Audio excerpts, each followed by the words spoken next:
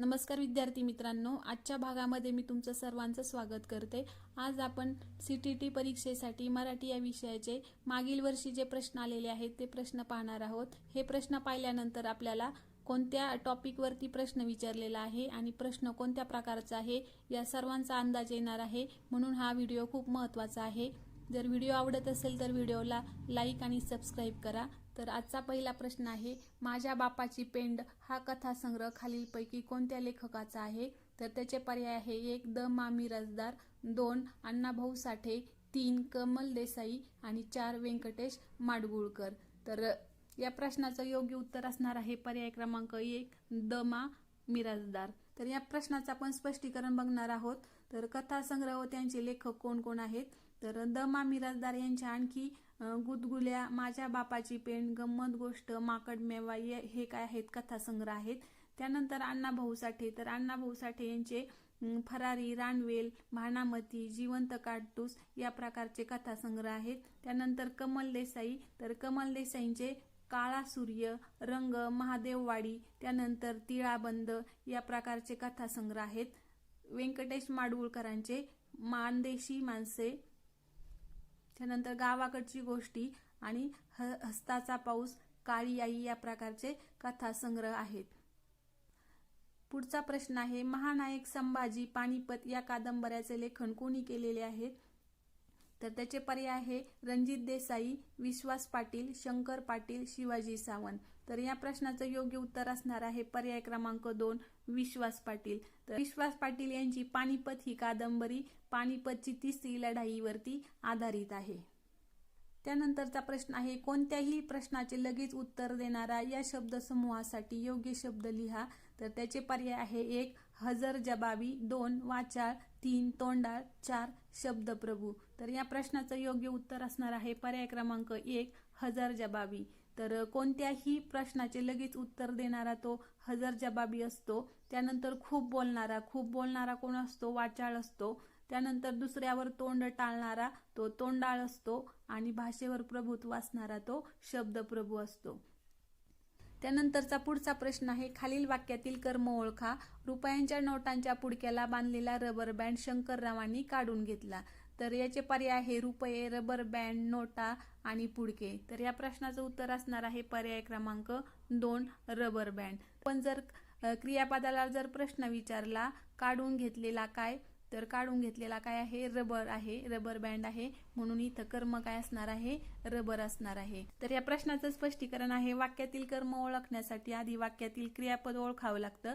त्यानंतर क्रियापदाने दर्शवलेली क्रिया कोणावर घडली आहे यावरून आपण काय ओळखतो? कर्म ओळखतो। त्यानंतर क्रियापदाच्या मूळ धातूला लेला, लेली, लेले प्रत्यय लावून प्रश्न विचारला जातो, तेव्हा आपल्याला कर्म मिळतं। आणि काढून घेतला हे वाक्यातील काय झालं? क्रियापद झालं आणि त्यातला मूळ धातू काढ आहे। तर काढ या मूळ धातेला काढलेला, लेली, लेले हे प्रत्यय जोडून आपण प्रश्न विचारला, काढलेले काय? तर रबर बँड, म्हणून आपल्याला उत्तर मिळणार आहे कर्म रबर बँड। प्रश्न आहे, ज्या सामासिक शब्दात दोन्ही पदे महत्वाची नसून त्यातून तिसऱ्याच पदाचा बोध होतो असा समास कोणता? तर पर्याय आहे अव्ययी भाव समास, 2 बहुव्रीही समास, 3 द्वंद्व समास, 4 तत्पुरुष समास। तर या प्रश्नाचं योग्य उत्तर असणार आहे पर्याय क्रमांक 2 बहुव्रीही समास। तर बहुव्रीही समासामध्ये हे दोन्ही पद महत्वाचे नसून हे तिसऱ्याच पदाचं पद काय असतं? महत्वाचं असतं।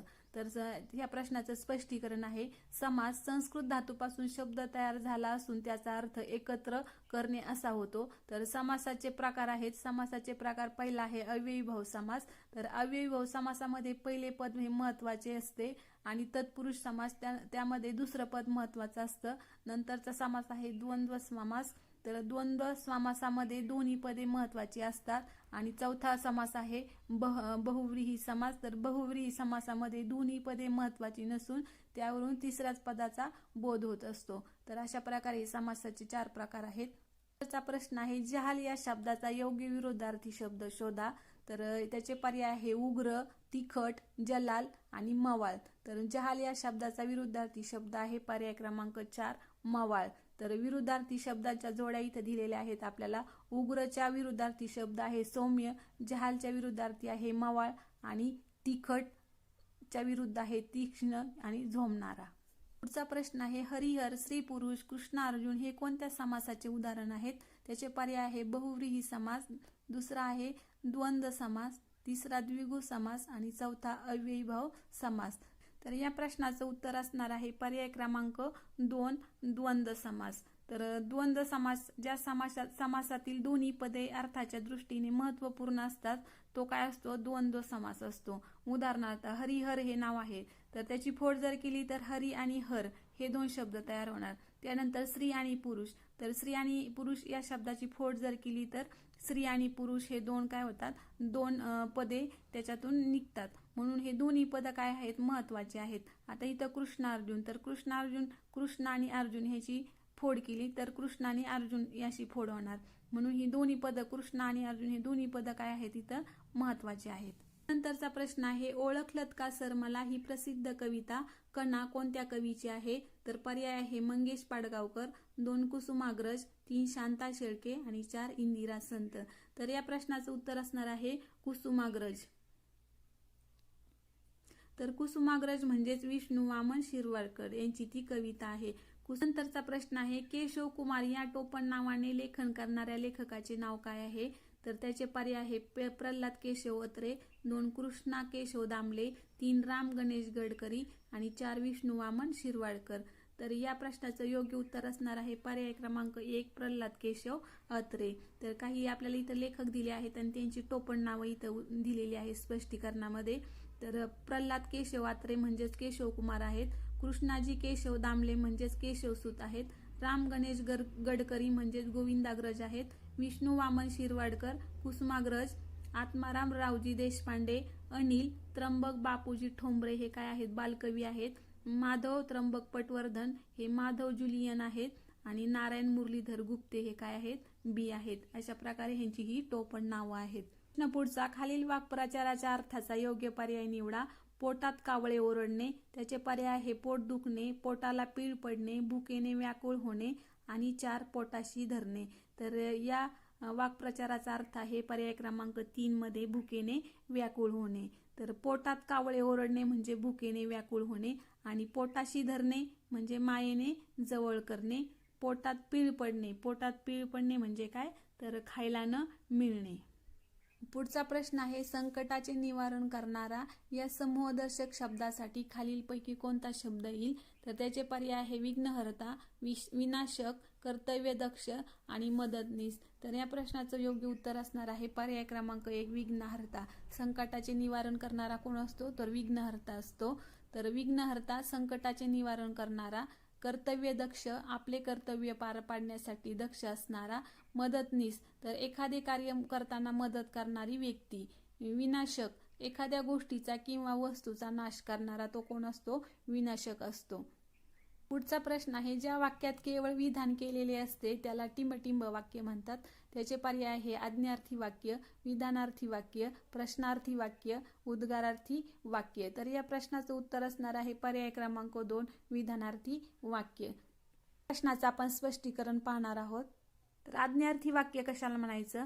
वाक्याच्या क्रियापदावरून आशीर्वाद, प्रार्थना, विनंती, आज्ञा किंवा उपदेश इत्यादी गोष्टींचा जर बोध होत असेल तर ते काय असतं? आज्ञार्थी वाक्य असतंय. उदाहरणार्थ देवा मला परीक्षेत चांगले मार्क्स मिळू दे. त्यानंतरचं विधानार्थी वाक्य कशाला म्हणायचं? तर या वाक्य प्रकारात केवळ विधान केलेलं असतं म्हणजे सांगणाऱ्याला फक्त काहीतरी सांगायचं आहे, दुसऱ्या कसल्याही प्रकारचा हेतू नसतो. ते काय असतं? विधानार्थी वाक्य असतं. उदाहरणार्थ एक राजा होता. त्यानंतर प्रश्नार्थी वाक्य, तर प्रश्नार्थी वाक्यामध्ये विचारणा केलेली असते आणि या चिन्हाचा वापर केला जातो म्हणजे ह्या चिन्हाचा प्रश्नार्थी वाक्यामध्ये वापर केलेला असतो. उदाहरणार्थ तुझे नाव काय आहे म्हणजेच प्रश्नार्थी वाक्य हे काय असतं? त्याच्यामध्ये प्रश्न केलेला असतो. त्यानंतरचं उद्गारार्थी वाक्य, तर उद्गारार्थी वाक्यामध्ये मनातील एखादी उत्कट भावना प्रकट करणारे म्हणजेच उद्गारार्थी वाक्य होय. तर उदाहरण दिलेले आहे आपल्याला इथं, छे काय तुझे हे अक्षर, यामध्ये भावनेचा उद्गार काढलेला आहे म्हणून हे उद्गारार्थी वाक्य आहे. पुढचा प्रश्न आहे तुम्ही मोरवाडीला निघालात, लोक तुम्हाला चोरवाडीला पोहोचवतील. वाक्य प्रकार ओळखा. तर पर्याय दिलेले आहे संयुक्त वाक्य, केवल वाक्य, मिश्र वाक्य आणि वाक्य संश्लेषण. तर या प्रश्नाचं उत्तर असणार आहे केवल वाक्य. तर हे जे वाक्य आहे हे वाक्य कोणतं आहे? केवल वाक्य आहे. तर या प्रश्नाचं आपण स्पष्टीकरण पाहणार आहोत. तर केवल वाक्य कशाला म्हणायचं? तर केवल वाक्यात हे एकच उद्देश आणि एकच विधेय असते. केवल वाक्यामध्ये फक्त एकच उद्देश आणि एकच विधेय असतं, म्हणून त्याला शुद्ध किंवा केवल वाक्य असं म्हटलं जातं. त्यानंतर मिश्र वाक्य कशाला म्हणायचं? तर एक प्रधान वाक्य, एक किंवा अधिक गौण वाक्य, गौणत्व सूचक उभयान्वयी अव्ययांनी जर जोडलेले असतात त्याला मिश्र वाक्य असं म्हणतात.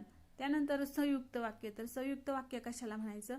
दोन किंवा दोनपेक्षा जास्त केवळ वाक्य प्रधानत्व सूचक उभयान्वयी अव्ययांनी जर जोडलेले असतात म्हणून त्यांना संयुक्त वाक्य असं म्हणतात. उभयान्वयी अव्ययांनी जोडलेले जे वाक्य असतं ते काय असतं? संयुक्त वाक्य असतं. पुढचा प्रश्न आहे मनीष, मोहन व मोहसिन एकाच वर्गात शिकतात. हे वाक्य कोणत्या प्रकारचे आहे? तर पर्याय दिलेले आहे प्रश्नार्थक वाक्य, केवल वाक्य, संयुक्त वाक्य आणि मिश्र वाक्य. तर हे जे वाक्य आहे तर हे वाक्य सुद्धा केवल वाक्य आहे.